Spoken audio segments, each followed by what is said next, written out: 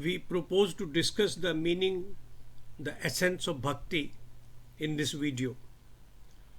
For a believer, attaining God is a priority.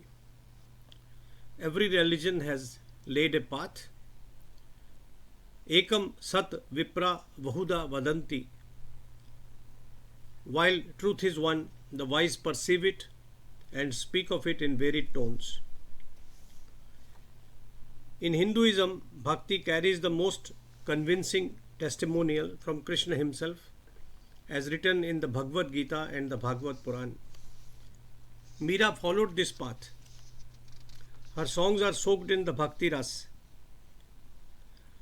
Hence, in order to appreciate the subtle connotations of Meera's lyrics, an appreciation of the meaning and significance of the word bhakti is imperative.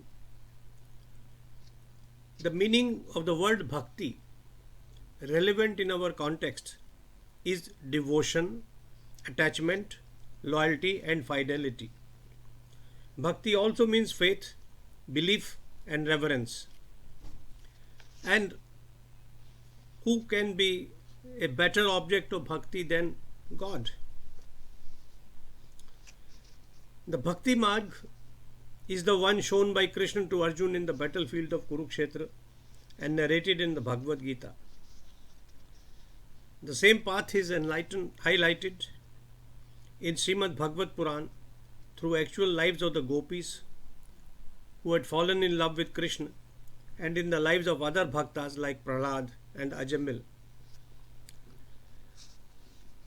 Meera's inspiration lay in such episodes as described in the Purana. She danced and sang like the gopis of yore. She prayed like Prahlad. For her, Krishna was real, omnipresent, near and accessible. He could be even taunted at will.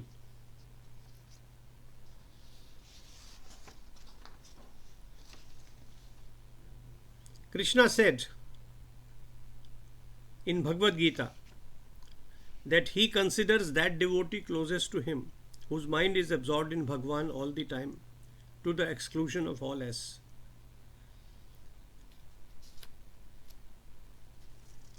Concentrate your intellect exclusively in me.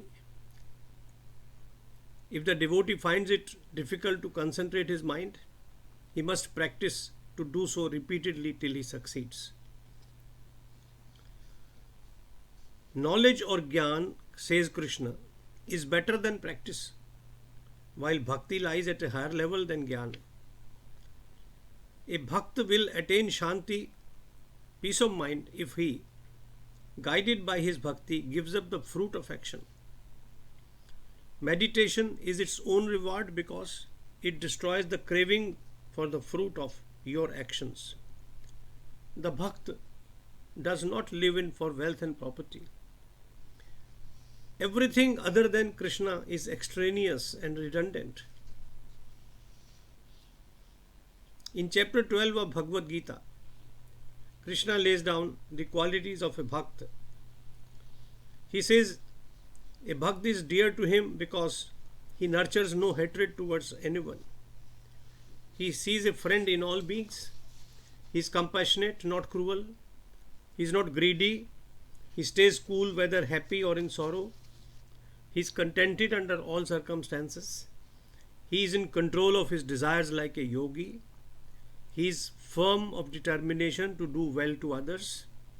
His mind and discretion is tuned to me, that is God. He does not cause any inconvenience to anyone and does not feel inconvenienced by others. He is neutral in his conduct, impartial and free from anxiety.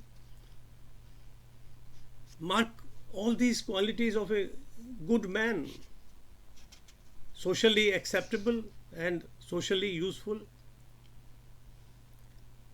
Krishna continues, the bhakta does not complain nor rejoice.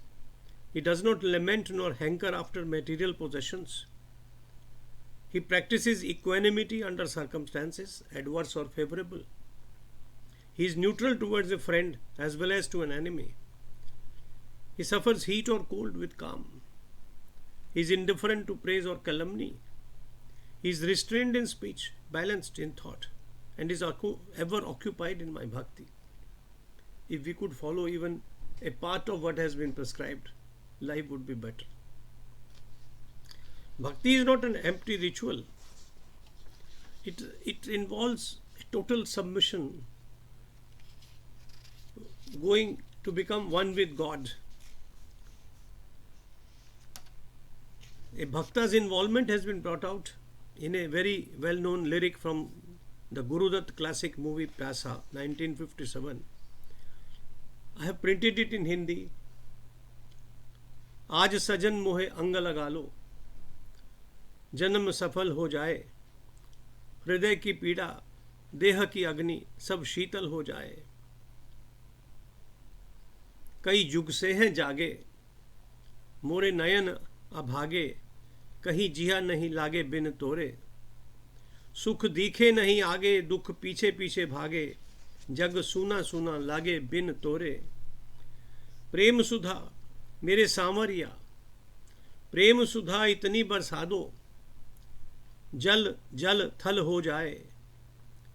मुझे अपना बना लो, मुझे अपना बना लो, मोरी बाह पकड़, मैं हूं जन्म जन्म की दासी।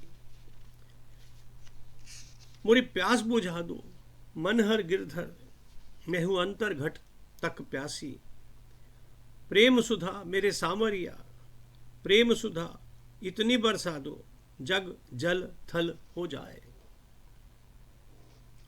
This lyric is a prayer. Its content is sensuous as well as spiritual. Radha, the eternal companion to Krishna, pines for him and pleads with him to take her into his arms, so that the purpose of her birth on this earth is fulfilled. She wants him to quench the fire of her love and of her body. She has waited for him for ages during several births. She is lonely. With no happiness is in sight, she is overwhelmed by the sorrow of his absence. She pleads for a cloudburst of love that would drown the entire universe. She is thirsty to the core. None can quench her thirst except Hari. His love and compassion alone will bring her peace of mind and body. Please note that Meera too wrote of this quest. We shall be seeing in other videos of her struggle to reach Krishna in body and mind, her disappointment, at the same time her hopes. It happened to, at one time, Maharishi Narad. Ultimately, he came to learn this from God. Maharishi, you are pure. Evil has never entered your thoughts.